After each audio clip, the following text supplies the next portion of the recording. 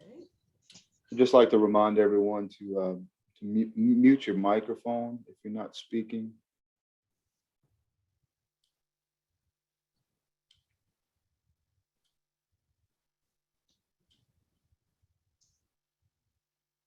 Okay, Melanie, I think you can kick the meeting off. Alrighty. I'd like to welcome everyone to the April 13th, 2021 meeting of the Downtown Development District Commission.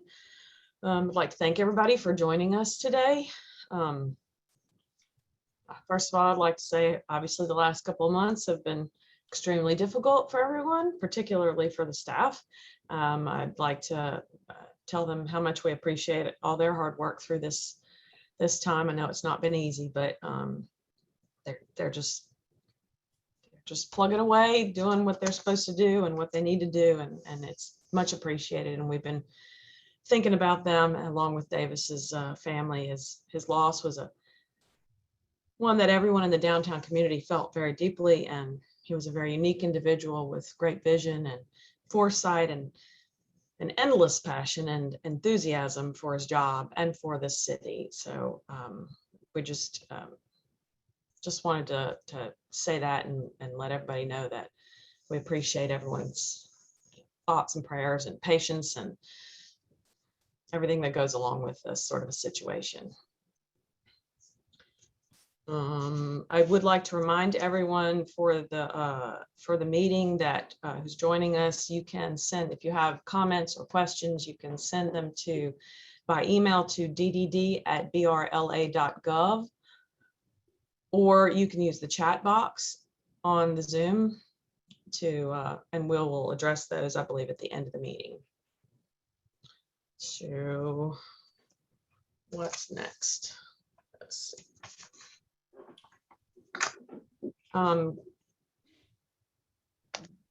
Let's see. So do we want to call the meeting to order, Gabe, or do you want to do Yes, please, you all can call the meeting to order. Okay. And then we have prepared a video to remember Davis and his 36 years and more of service. So if you could go ahead and call the meeting to order, and we'll roll the video. All righty, let's call the meeting to order at 8:04 a.m.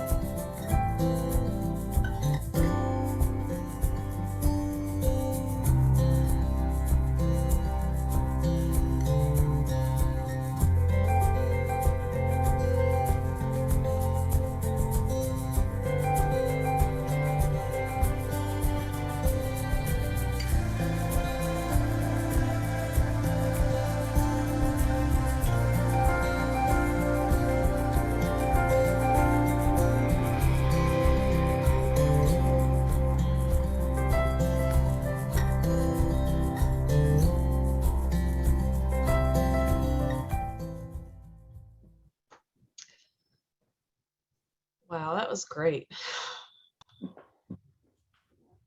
Thank you, Casey. It all really, seems unreal, but I think we can all find comfort, every day in all of the improvements around downtown, reminded on a daily basis of his legacy and spirit. Absolutely. Absolutely. I don't know if everyone had a chance to see the media coverage, but the Metro Council will be considering a resolution tomorrow to rename City Hall Plaza to Davis S. Rohrer Plaza. A presentation will take place at the beginning of the council meeting around 4 p.m. And then they will be immediately hearing and considering the item to officially rename the plaza. And we began to put together some artwork as Rohrer Plaza. So we'll kind of figure out the details, whether or not it's Davis S. Rohrer. It will be officially, but maybe the brand will be Rohrer Plaza. We're not sure yet. But there will be a ceremony on site that will be planned. So as soon as the details start to line up for that, we'll certainly let everyone know. Thank you, Gabe. That's great. And what a fitting tribute if that goes through, and I don't see why it wouldn't. Just a wonderful tribute that will be to Davis's legacy. That video was great. that would be wonderful to get a link to that up on the DDD website. I think people might really enjoy seeing that. I don't know if y'all thought about that, but just something that popped into my head just now. Sure, we can certainly share this video, and I think Gabe mentioned that the mayor's office requested to have a video play with the council meeting prior on Wednesday. So great, that's awesome. I think if we want to move on a little bit, Scott Henskens who's our past chairman for the last 2 years. He wanted to say a few words on behalf of the board also about Davis. So Scott, if you wouldn't mind.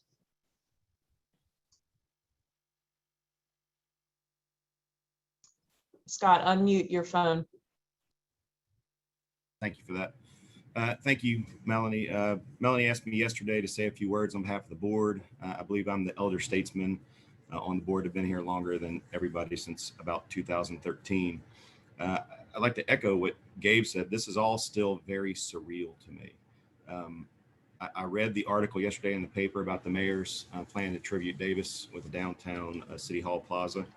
And I saw a picture of him from 2018 standing in front of the microphone at a city council meeting, and I could feel him. I could see him. I knew he was still here, and it doesn't feel like he is gone. Strike that with a comparison to where we sit now. I'm actually speaking to a cold computer in my office by myself, trying to pay tribute to a man who was the opposite of cold. He was as warm as any person I've known in many years. Which is why I think he was such a good job, was so good at his job. Melanie, I'd like to thank you for your leadership through this time. It's not easy being the chair of a board when you lose your leader like this. You've done a fantastic job, and I appreciate it. To the staff, you guys have been a rock for everybody, and not just the board, but for the downtown community through all this stuff. Davis was proud of you guys. Very proud of you guys. You guys did a great job paying tribute to him through that video. I'm not sure there could have been a more fitting tribute to a man who spent his life and his professional career trying to make downtown better and succeeding along the way. You could see his fingerprints all throughout those photographs. So great job. I met Davis in the early 2000s on a series of canvas trips that Brack was taking at the time. And he was there representing downtown, surveying the various downtowns that we were visiting, trying to take all the little nuggets back to make our downtown better. In 2012, I actually chaired the trip to Louisville, where I got to know Davis a little bit better. And I was blown away by how dedicated he was to not really learning about what all the city had to do, but particularly what the downtown was doing, so that he could bring that back and make us better. A year later, I was fortunate enough to be asked to serve with Davis. When I first talked to him about it, he could not have been more welcoming. He could not have been more inviting. He could not have been warmer. But more importantly, I remember how proud he was to represent downtown Baton Rouge at that time. And it was infectious. It really was. He was incredibly motivated and passionate about what it is that he was doing, which is unbelievable. What a life when you get to leave or live your passion every day. Not everybody gets to say that. And, he was blessed enough to do that. And we were blessed enough to have him. I suspect, like many of you guys, I've thought back on my last interaction with Davis before he passed away. It was at the January board meeting. I sat next to him in the ballroom of the Capitol Hilton downtown. And that's when he put me to pasture. I moved on as the past chair, and Melanie took away. And he did a presentation about the last 2 years and all the accomplishments that were made. And he tried to give me credit for everything that he had done, which I thought was incredibly generous of him. But it also, to me, epitomized the kind of man that Davis was. All he wanted was to make Baton Rouge and downtown Baton Rouge better. He never sought credit for it. He was not looking for a pat on the back. He just wanted Baton Rouge to be as good as it could be. I said at that time that, I deserve no credit. The board deserves no credit for what happens. The staff and Davis dedicate their lives to making downtown better. And it's not inconsequential to me that the last moments I shared with Davis before he passed away were me thanking him for all of the wonderful things he's done for downtown for the last 34 years. And I'll leave you guys with this, and it's an image that I just cannot shake in my head. I have an image of Davis standing at the pearly gates, and when he gets to St. Peter, he asks one thing: where's your downtown? And he moves downtown, and at this point, I assure you, they have a master plan for downtown in heaven, and it will be the best downtown that heaven's ever seen.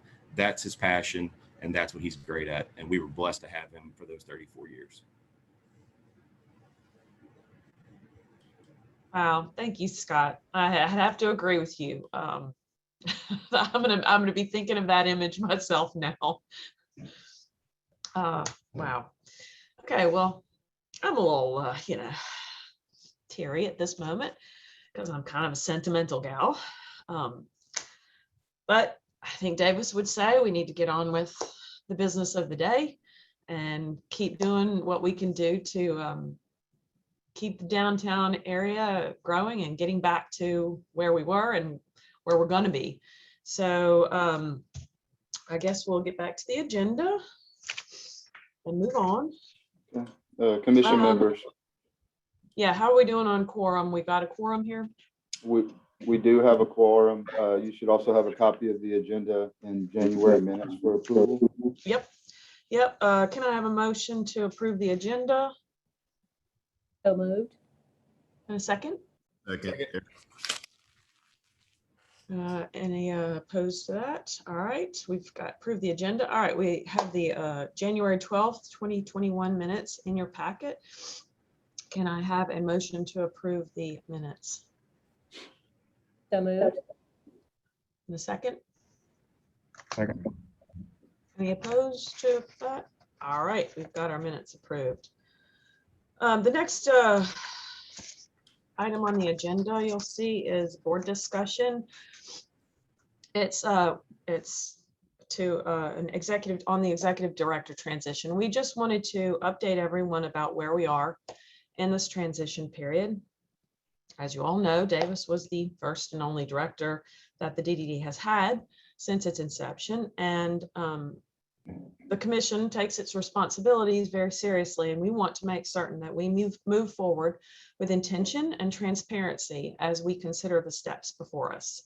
So our priorities will first address the need to appoint an interim executive director, and secondly, to conduct a search to permanently fill the executive director position. I have requested an opinion from the parish attorney's office for clarification as to who the appointing authority for the DDD is and what the appropriate procedures are to be followed for naming an interim director.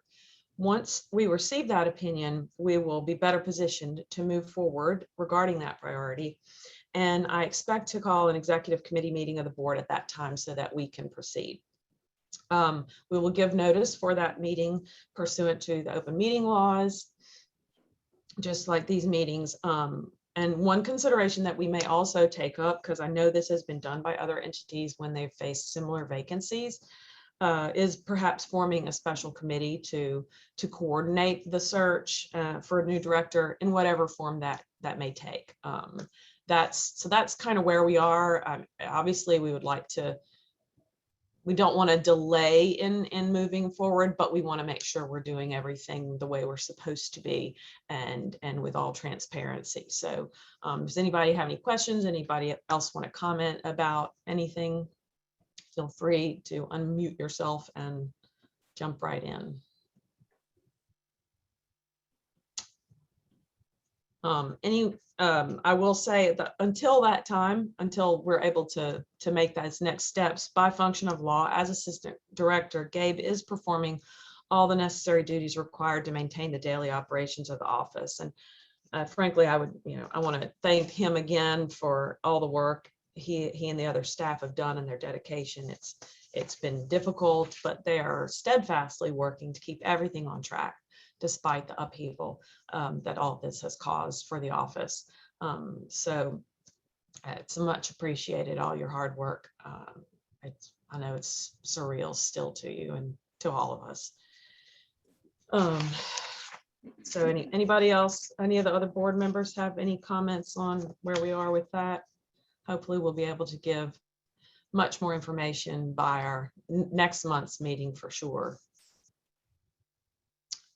If not, then I guess we can move on to the next item on the agenda, which I believe is the governmental issues, and I will let Gabe sort of take it away. Okay. I wanted to give a brief overview of the current COVID-19 orders. They have relaxed somewhat, so the bars and restaurants are seeing some, increased customers, which is, something that they've been needing for quite a while. Numbers in general in the community, they seem to be improving on a daily basis. Hopefully that continues. There are some plans in the fall for some of the events and things to come back, so we're looking forward to that and getting downtown rolling again. So the occupancy limits have been lifted on the bars and restaurants, and large venues and reception halls are capped at 50% capacity. Outdoor events 50% as well. There's no statewide limitation on when the bars can serve alcohol. So I believe a lot of downtown establishments have been staying open until 2 a.m. People under 21 cannot enter the bar. And then the bars do have to serve with socially distanced seating. But the good news is, as said, the numbers seem to be improving. And the crowds downtown on the weekends are slowly getting back to normal, and it may take a while, but we're headed in the right direction. So obviously, the downtown establishments have been waiting for the crowds to come back, and so they're getting a taste of it. So we'll move forward with that. I think Casey will give you an update of events coming up at the River Center and kind of what they're able to pull off currently and what they're planning for in the future. So. There's currently no update from the previous board meeting. Into development initiatives, I'd like to just give a brief update on some of the projects that are currently under construction in the downtown area. We have River Mark Center, the great mixed-use development being developed by Mike Wampold. It started the demo phase. So in some of these photos, you can kind of see some of the fences and things going up. They've started demo in the plaza areas. It looks like they've probably begun some demo work in the upper 2 floors as well. So pretty exciting to see this project kicking off. Gary Black said that next month they should have some great news and timelines to share with the board. So hopefully we can get them to join next month and learn some more details about the project. There's a rendering that you see, and we expect some of this maybe to change as the project moves along. So hopefully we'll have some new updated renderings next month to show you all. Next slide. This is the River Center Theater. As you know, it's been under construction for a while. It's set for completion in August of this year. That's the front portion there. And here you see the plaza. That's Mestrovic Court. So when it's complete, the 4 Mestrovic sculptures will be placed within the space into a true sculpture garden. And it should be really nice with, for events, things happening at the theater, kind of, pre-gaming, if you will, outside of the theater should be really nice staging space. And then I don't see why the space couldn't be used for smaller gatherings and things like that in the meantime. There you see the interior, some views of the lobby, I believe. Go to the next. And there's a view of the inside of the theater. So I think they're doing a lot of acoustic improvements, but they're also, I think, adding a center aisle. I don't know if you've ever attended a show at the theater, but it's one kind of continuous arc of seating. So they'll be opening up that and putting a center aisle in, improving the ADA accessibility and just circulation as a whole. Here you see the Carrie Siraj Community Arts Center. This is going to be the new home or headquarters of the Arts Council of Greater Baton Rouge. Really exciting development there. Not only will it house their headquarters, but it also has tons of things, features such as art gallery, a black box theater, and as you see in the rendering there, the rooftop deck with great views of the river where they'll be able to hold nice events and things like that. So we're working with them a bit, exploring some opportunities along the street front to improve the pedestrian experience there. There you see how you can get a pretty clean view of the bridge there. So pretty impressive space. I'm really happy for the Arts Council to be able to have this new home. Another view of the rooftop deck. All of that front portion there will be glassed in, and it's kind of a triangular shaped site there.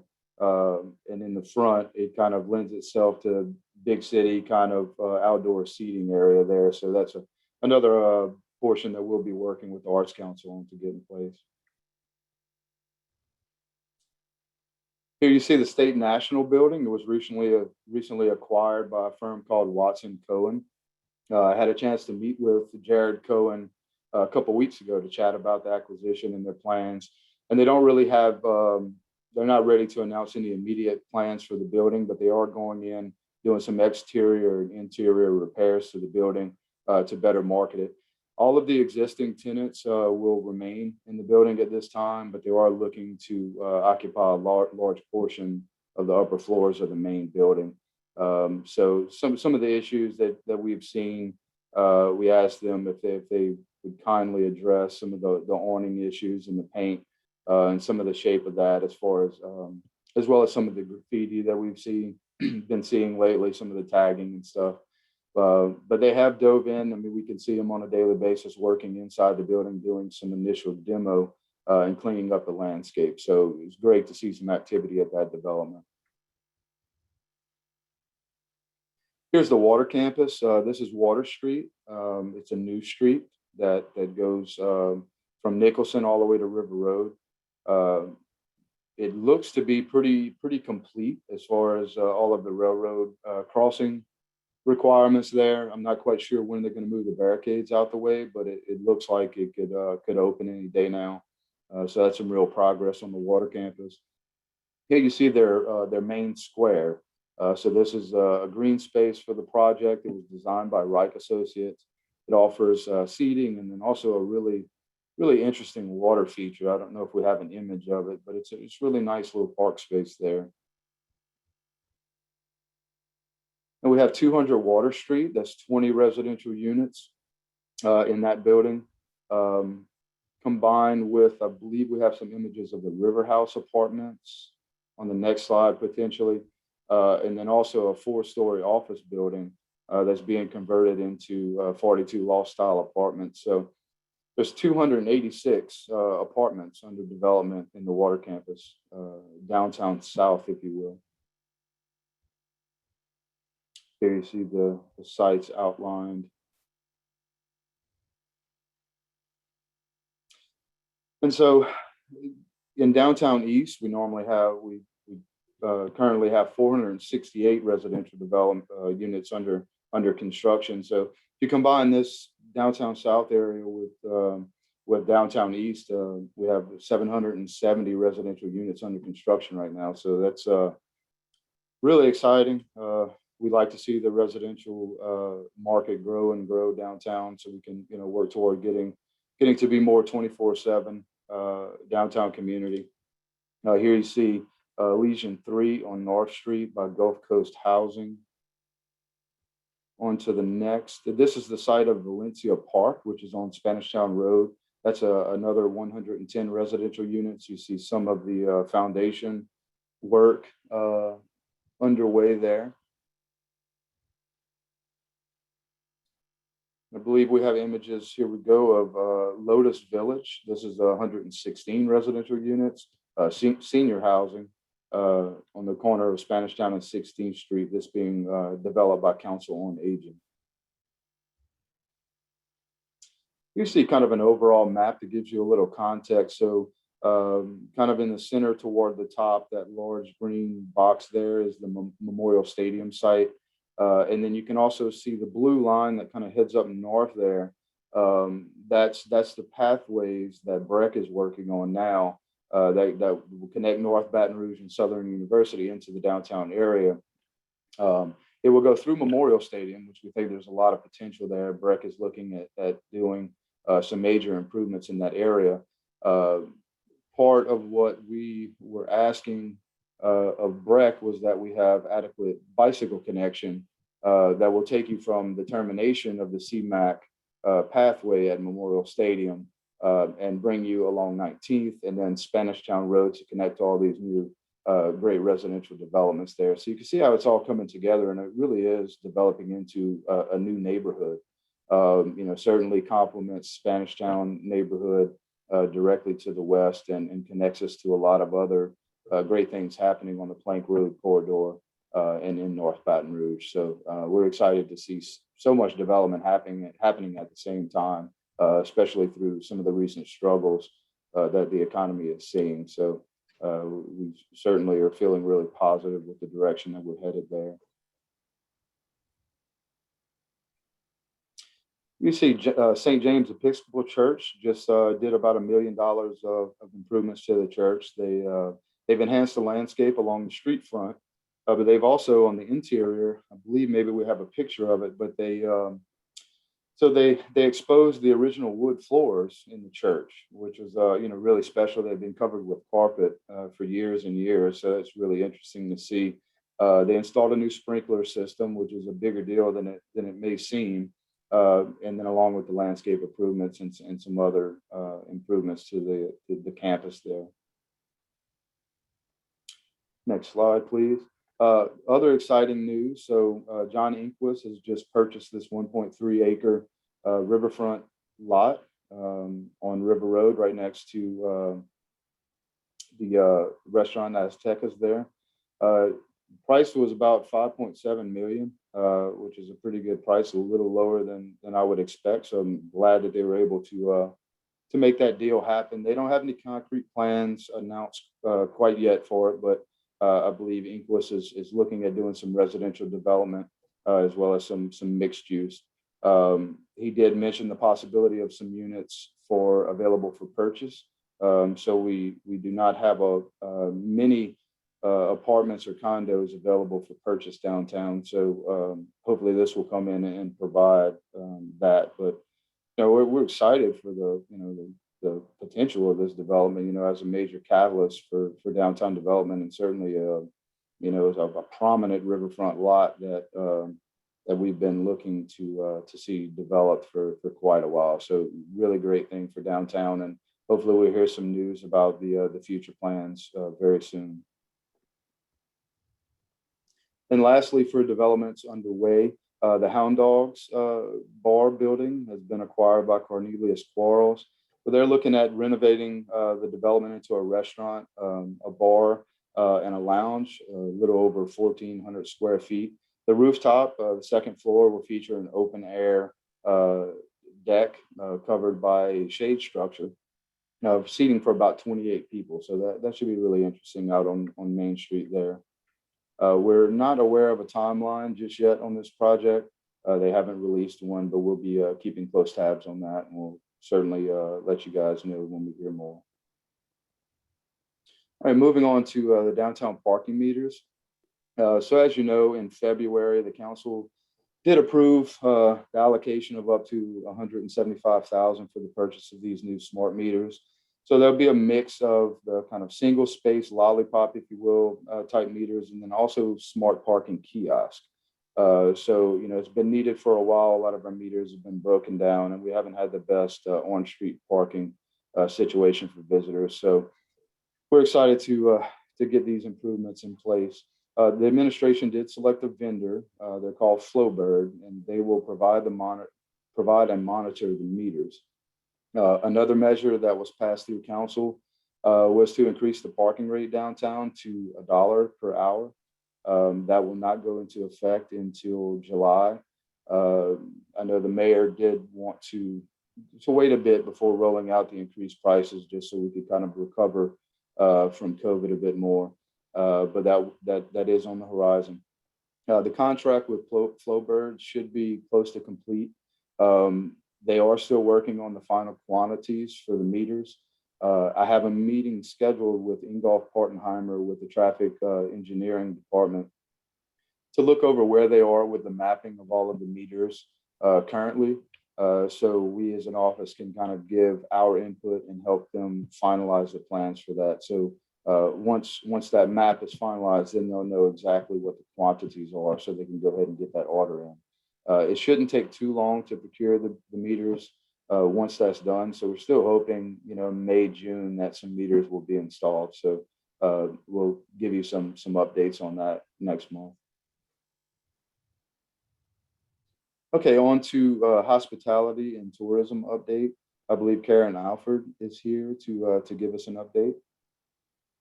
That's correct, Gabe. Thank you so much.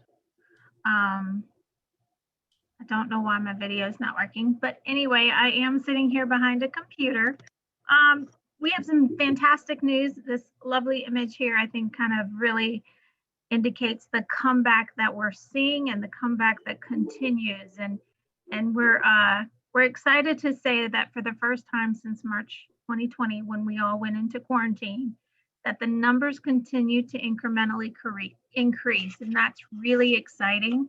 The river boats were kind of one of the main launches for this incremental increase, and I can tell you that we're expecting about 100 dockings from March to the end of the year. So they started mid-March, and we expect them to have 100 dockings by the end of 2021.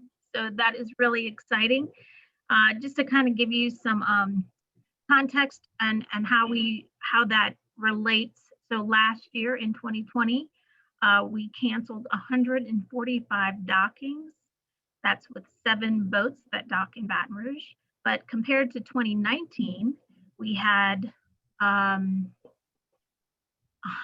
right at 100, about 98 dockings for 2019. So you're going to continue to see the numbers of dockings increase. 2021 is an example of that, and we're looking to get another boat in 2022.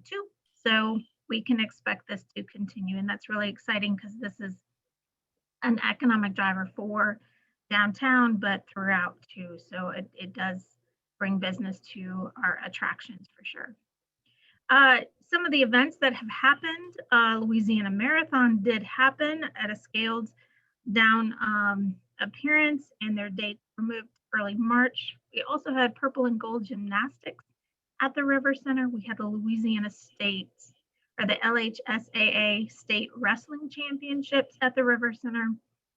We also had block volleyball at the River Center with 200 participating teams. So a lot of really good things are happening. We are starting to see some groups come. It is a slow and steady start, but that is something that we anticipated. But the fact is that they continue to come, and we continue to be able to produce these in a safe manner. And I think that's really, really important to seeing the comeback of tourism. Also, just to kind of give you a look ahead, July is predicted across the US to be the peak travel month for leisure visitors. So we are gearing up and preparing for that.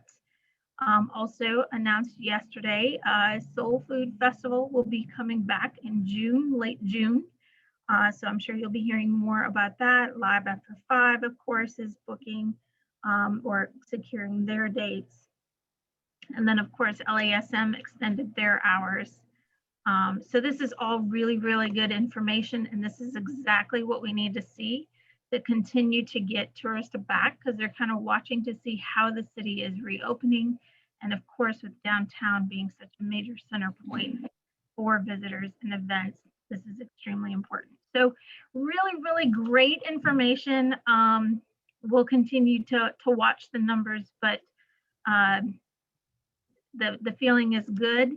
And I can tell you, while we don't have all of the March numbers in, we're looking at an occupancy rate of about 65% for the downtown area. And that's pretty good. We were at 30%, I think, back in February. So this is really good information, and we'll keep you guys posted.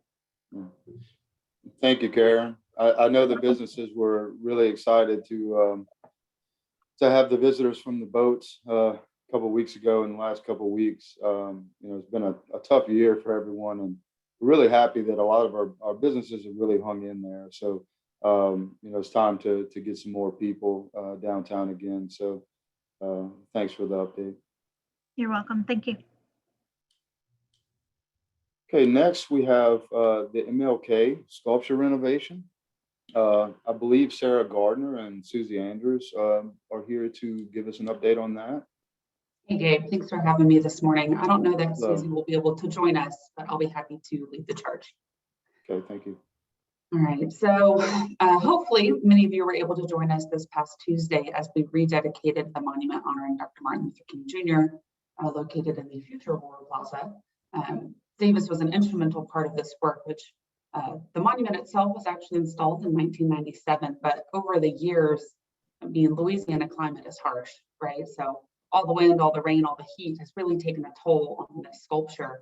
And through good intentions, but limited research, there have been multiple repainting campaigns on this monument where new layers of paint were slapped up on top of existing paint. And over the years, what was originally an orange and a blue sculpture transitioned to an actually red and kind of cerulean blue, which the blue at least was the same family, but it was not the right color blue, and shifting from orange to red was just completely different and out of step with the artist's intent.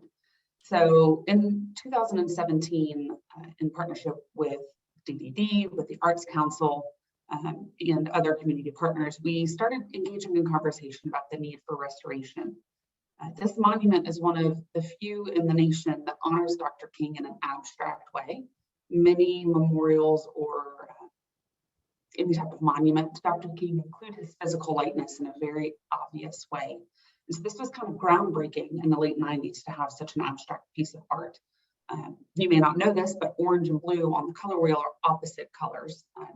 And that was meant to reflect that despite our differences, this monument brings those together, and it faces north and south, this invisible line here in Baton Rouge. And it's meant to be a unifying monument to pay homage to all of Dr. King's teachings and his legacy, and encourage us as a city to come together, be together, and love as brothers. So we were very thankful that when we engaged in these conversations initially in 2017, the ball really started getting rolling on the need to restore this piece of work so that the community and the downtown and broader in Baton Rouge could engage in this artwork again. We were very fortunate to have Susie Andrews linked up with us by the Arts Council to serve as our head restorationist. And after approvals from the Art and Public Places Advisory Committee and the Metro Council, we were able to start work on this in late January. Overall, the restoration took about 7 weeks, and it should have taken about 3 or 4, but y'all probably remember we had that ice storm back in February and immediately had a lot of severe thunderstorms and weather after that. And restoring an outdoor piece of work is a pretty tricky situation. You have to have very specific weather conditions. So we had to wait it out a little longer than we'd hoped. But at the end of the day, we were able to sandblast all of the existing paint, We did some color matching, and with assistance from the library, they pulled historical documents, and we also did on-site paint matching. We were able to see there were at least 4 layers of paint that had been applied to the original paint over the years, and we were able to match the original colors underneath. So after sandblasting, we primed it, taped it off, made sure all the edges were nice and clean. We got beautiful coats of blue and orange paint on there, and it's been topped with a protective clear coat. So all of this paint is really marine grade. It's meant for the harsh weather that you can see in Louisiana, but it's not going to last forever. We think that this restoration will last a long time, but we do hope that this sparks a conversation about the need for upkeep of public art here in the city, and that overall this can serve as a space for everyone to come downtown and engage in the plaza, engage with the artwork, and take a moment of contemplation to think about Dr. King's legacy and how they can apply his teachings to their everyday life.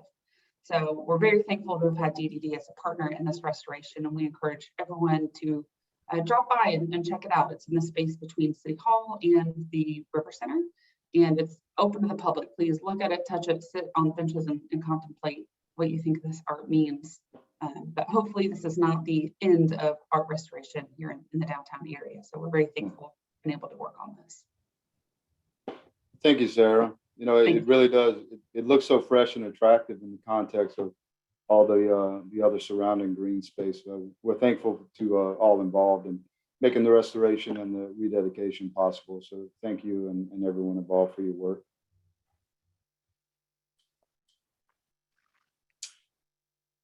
Okay, moving on to Riverfront Plaza. We'll give you an update. The bids for phase 2 that went out last month, unfortunately came in a bit higher than expected. We're thinking partially due to just the overall construction prices right now being higher. And then also the pedestrian portion, crossing portion of the project, we added sort of late in the game, and we weren't able to fit it into this phase 2. So we're going to move it to a later phase and repackage and rebid the project. So we shouldn't be losing very much time. We'll still get all of the streetscape improvements, the parking islands, the tree plantings and meadows, everything you basically see along the River Road street front there. So those plans have been updated. It's been resubmitted to architectural services. So it should be rebid in the next couple of weeks. So we're still hoping to kick it off, late spring and get that constructed. And then we'll be looking to potentially Riverfront development funds to continue with the crossing portion of that work. On this image here, you see the Riverfront landing sort of in the background, labeled shade structure. So we're contracted with Carbo Landscape Architects to design a shade structure for that area. So we feel like this area is sort of underutilized, mainly because it lacks shade, and the sun can really beat down out there on the riverfront, as you can imagine. This is going to allow us to program this space more often. We do have microphone connections and speaker system and things like that, so we can really start to program that space. Carbo has begun their work. We had a meeting a couple of weeks ago to sort of kick everything off. So the next time we get together, we should be seeing some initial concepts for the shade structure, probably some interesting images that we'll be able to share with you next month. So looking forward to that. And again, we do have $150,000 in funding ready and available for this project once the design portion is done. So, okay, moving on to downtown Greenway. So Louisiana Avenue connection, that's in DOTD's hands for bidding. So they'll be bidding out projects this spring, and we're hoping that this project fits into the bid cycle. There's a plan in hand meeting that we'll be having with DOTD next week. Generally, this is the last chance for DOTD to sort of give some final comments that need to be addressed in the drawings. It should be pretty minor, DPW should be able to address those comments really quickly. We'll get it back to DOTD. And if all falls in place, we should be able to get this bid out by June. So hopefully starting construction this summer. So we're excited. It's a long time coming with this really important connection, which serves as the connection from the Greenway on East Boulevard to the Government Street bike path. The Government Street bike path now stops at 13th Street. It doesn't go under the interstate structure off on Government. So you'll be able to connect via Louisiana Avenue and then tie into the Greenway while going under this this crossing point here. But it's also going to have seating and other amenities, and we hope to be able to activate this space. It will include lighting, some decorative lighting in addition to security lighting. So if you go to the next slide, I believe we have a picture of the public parking. So this is sort of the evaluation of the total number of spaces that could potentially be free public parking under the interstate structure. So we're taking a phased approach at implementing this parking. The first phase, we were looking at the area between North Boulevard and Louisiana Avenue. Go to the next slide, please. So this is the parking area in between Louisiana Avenue and North Boulevard. But we applied for HUD funding to assist in funding the parking portion of this project. We were going to put this money together, the HUD money together with money that was already allocated for gateway entrances for the decorative lighting portion. So we weren't awarded the HUD funds to do the public parking area, but we're going to continue moving forward with the decorative gateway enhancements. We're under contract with WHLC, and we're working with Rex Cabinets and M&E Consulting on that project. So they're doing schematic design, exploring what type of lighting configuration, what type of looks are possible, and then also helping us work something within that will fit into our existing budget. So we have over $100,000 to light North Boulevard and Louisiana Avenue. So we're going to keep moving ahead on that, exploring some possibilities to do the public parking portion of the project, possibly move BR funds. So we'll have conversations with the administration to try to secure some funds for that, because we do feel like it's really important for the downtown area, especially as the events start to kick off again. And of course, service industry workers could really utilize that parking. So we'll keep that on the agenda, to identify the funding for that. But we're still moving forward with all of the decorative enhancements. Next slide, please. 5th and 6th Street bike lanes. Traffic engineering department had agreed to work with us on installing these bike lanes along 5th and 6th Street. So the Sharrow markings were installed a few months ago. We were waiting on a traffic study to be conducted by traffic engineering to install the full bike lanes. Due to COVID, they are holding off on doing any kind of traffic studies until the summer, mainly due to the numbers potentially being skewed or inaccurate, since not as many people are working downtown and coming to the offices. So before they took the jump to do this kind of more involved part of the project, they do want to do a study just to kind of cover liability issues and things like that, which is understandable. So hopefully we can get that study done in summertime, and we'll be looking at installation of the full striping in the fall.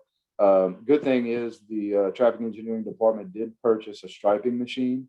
So it's going to be a much easier, kind of affordable process for them to be able to do more projects like this and striping projects on the streets. So that's a good positive. But so hopefully we'll have that done by the summer, and then we can see this, finally installed in the fall. All right, I'll hand it off to Casey to give you some updates on some new businesses coming into downtown. Yeah, I wanted to welcome Social Coffee and owner Dylan Farrell downtown. I don't think he's going to be doing any work until maybe summer of this location, but it's 728 North Street. It's one of the retail spaces inside of the garage facing North Street. He's excited about moving downtown into a brick and mortar location. He is normally kind of a pop-up coffee shop business where he's located inside of Chalium Fat and then other festivals and things like that. But we're gonna keep an eye on him and work with him to opened his business right here on North Street. I'd also like to welcome Lodestar to downtown. It's 803 Main Street. This is a plants, kind of a energy and plant logistics company for all the services in and around Baton Rouge. But they opened in January of this year. They did a repainting and then a full renovation inside. So I saw their sign up the other day and called the owner, and so they're super excited to be at this location, and they want to be involved in what we're doing downtown. So they'll be at some of our future meetings. Also, under new businesses, we wanted to welcome a new general manager to the City Club. I don't know if someone's here to speak. If John wanted to say a few words about Kevin Sassano at the City Club.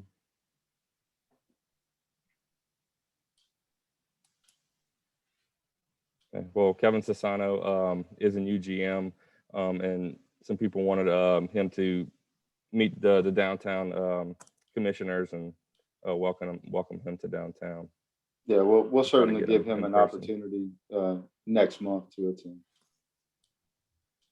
Yeah, moving on into events. Like Gabe said, I wanted to touch on some of the outdoor programming that's going on. We're still having the popular Yoga on the Lawn series every Thursday.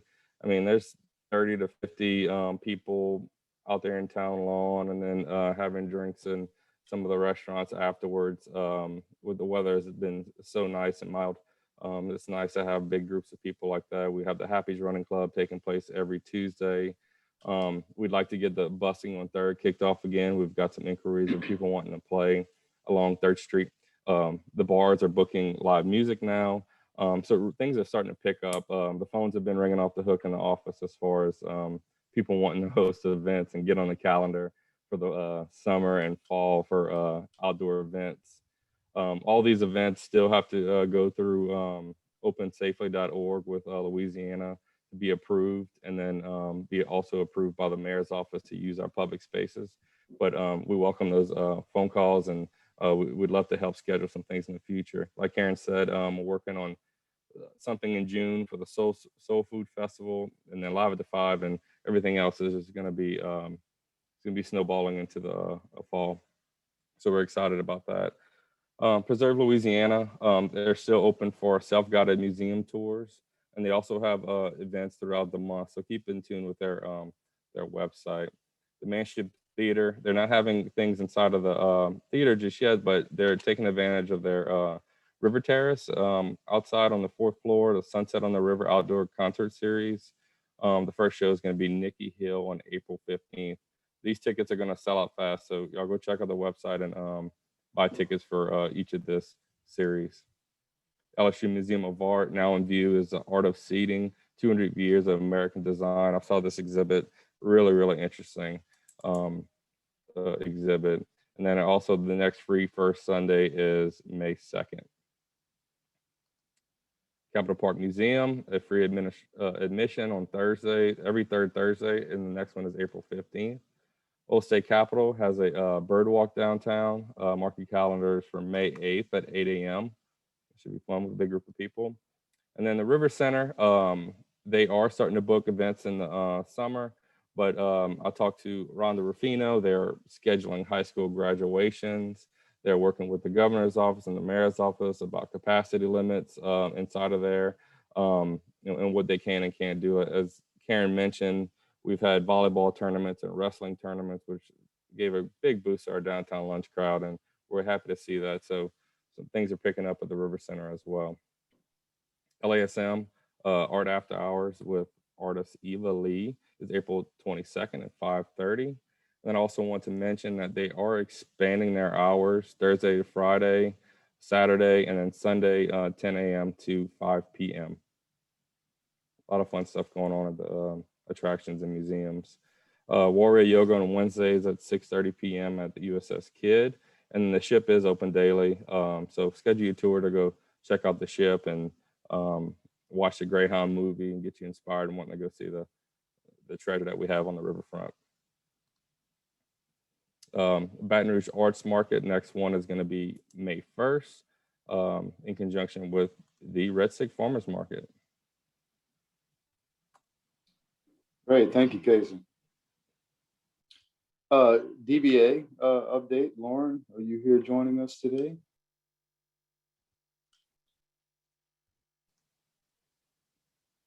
We saw her on here. Let's see. All right, she's there. I think you need to give her the ability to speak.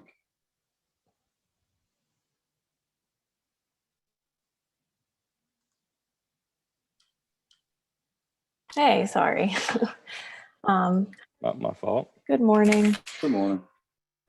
We do have some exciting news. Live After 5 will be back starting August 20th. We're going to run 12 straight Fridays from August 20th all the way to November 5th. And we did announce some of the bands that will be playing. So we'll be releasing more in the near future. But just to kind of give you an idea, we have booked some really exciting bands, including Cowboy Mouth, Wayne Toops, Rebirth Brass Band, Chris LeBlanc, Fat Hat, and After 8. So we're going to have a really big season. We're really kind of giving this our all since we've been gone for almost over a year now. So booking some really exciting bands and working with, of course, everyone in City Hall and DDD to make sure that we're putting on a safe event in what will soon hopefully be the Roar Plaza.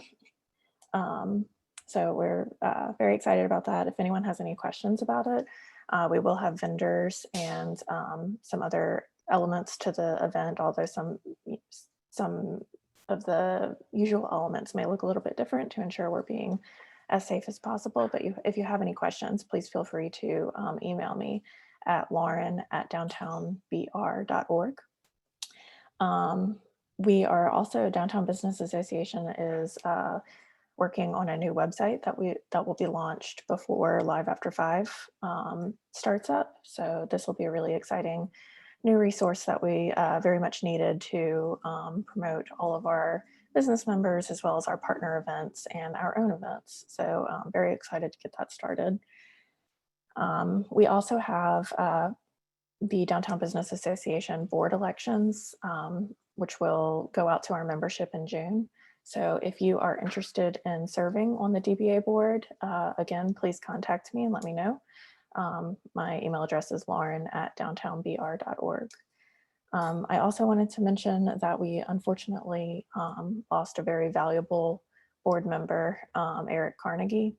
He passed away actually the same week that Davis did. So it was a very hard week for downtown. Eric was a downtown business owner. He owned lots of bars and restaurants. If you have a favorite bar and restaurant in downtown, he probably owned it or at one point owned it. He loved live music. And if you enjoyed live music in downtown, he was probably in some capacity behind the scenes. He is very dearly missed, and there's no replacing him. So I just wanted to say a couple of words about him. But I think that's all I have. Thank you. Thank you, Lauren. Thanks, Moving Lauren. on to Bretta. Darlene, or is anyone here to give an update? I'm here, Darlene. Good morning. Good morning.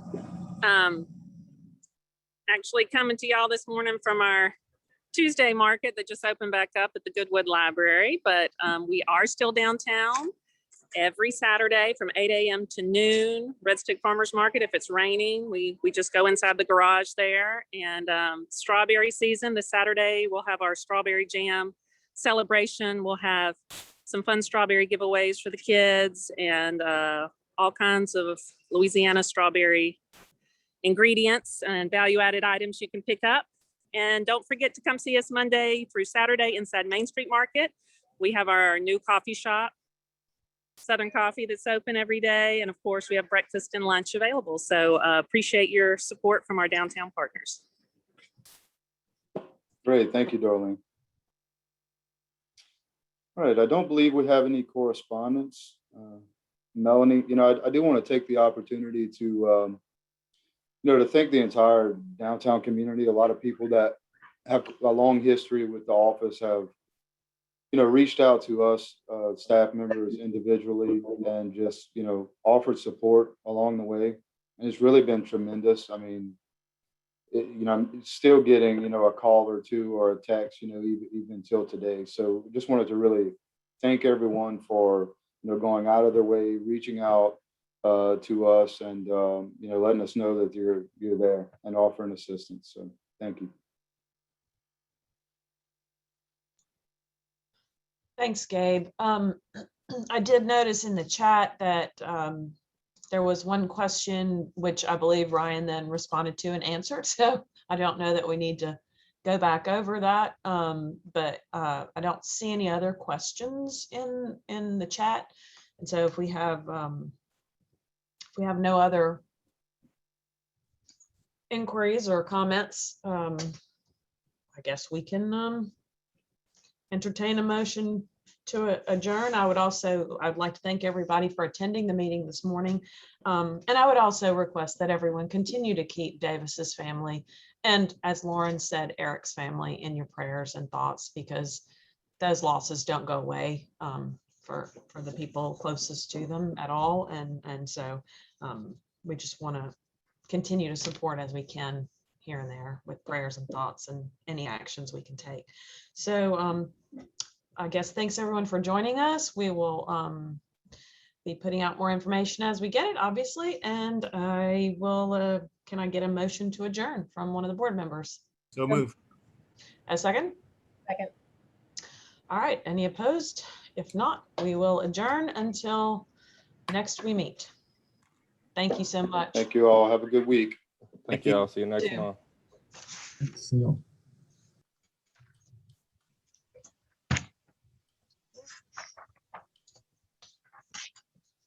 Okey-doke.